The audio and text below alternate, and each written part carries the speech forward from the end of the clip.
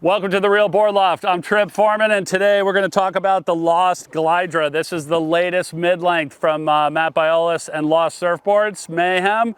And let's get into it and talk a little bit about the performance on this board.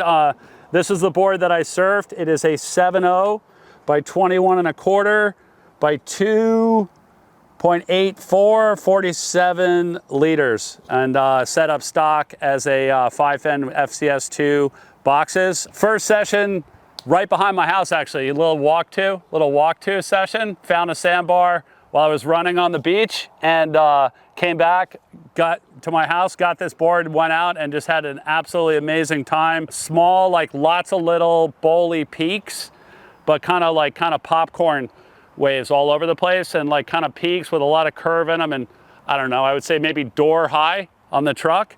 Some of them a little bit smaller and maybe a couple a little bit bigger, but like kind of right in that kind of fun bowly range. This thing was great, super easy to catch waves on, super easy to track them down because they weren't moving around a lot.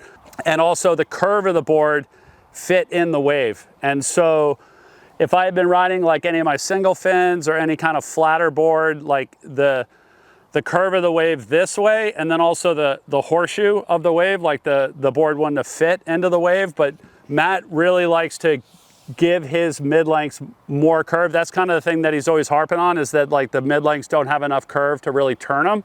And that's where this board really shined in that session. Is it does have a little bit more nose and tail rocker. It actually has a little bit more nose rocker than a standard mid-length, but it actually has quite a bit more tail rocker than a standard mid-length. And that's where that performance kind of comes from, by having more curve in the rocker of the board.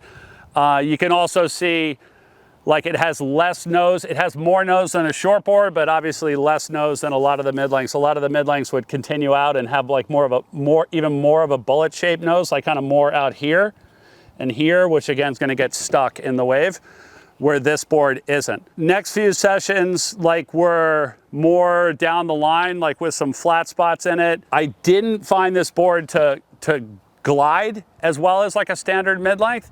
Like it would almost seem like it would get caught up on the tail rocker of the board, but it would like work its way through. Like by going rail to rail, you could pump it through the section, but it definitely didn't have the glide that I thought something this big would have. But again, like it just took more turning and bringing it more back into the pocket, like performance shortboard style, than something, you know, like with a built-in glide. Like a single fin or a multi-fin board that's got a little bit flatter rocker and more built-in glide. Also rode it in some bigger surf, like kind of more head high or overhead, but thicker to it. And, you know, had a bunch of different sessions in that as well. In those conditions, I think it starts to get a little bit out of its element, especially if it's like got some thickness to it. If it's a thinner face wave, then it's gonna work better.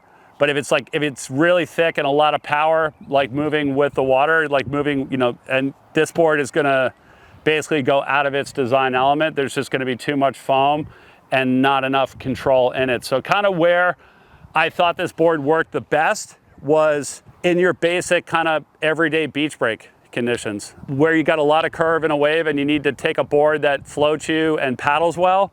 And make it fit into a lot of curve. Like that's where I found this thing really to be at the sweet spot. Like it's definitely not a trim and go mid-length like a lot of boards are out there. And I definitely think that Matt was not trying to make that, if that makes sense. He was definitely not trying to do that when he did this board. He was trying to make more of a performance mid-length.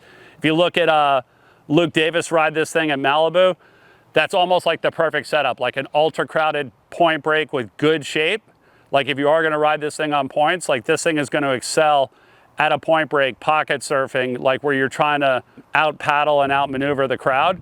This thing would be an awesome choice for something like that. Or the peaky beach breaks, like kind of small to mid-sized peaky beach breaks is also like a big area where this board excels as well. You can set it up as a quad or a thruster. I ended up going with the Mayhem quads.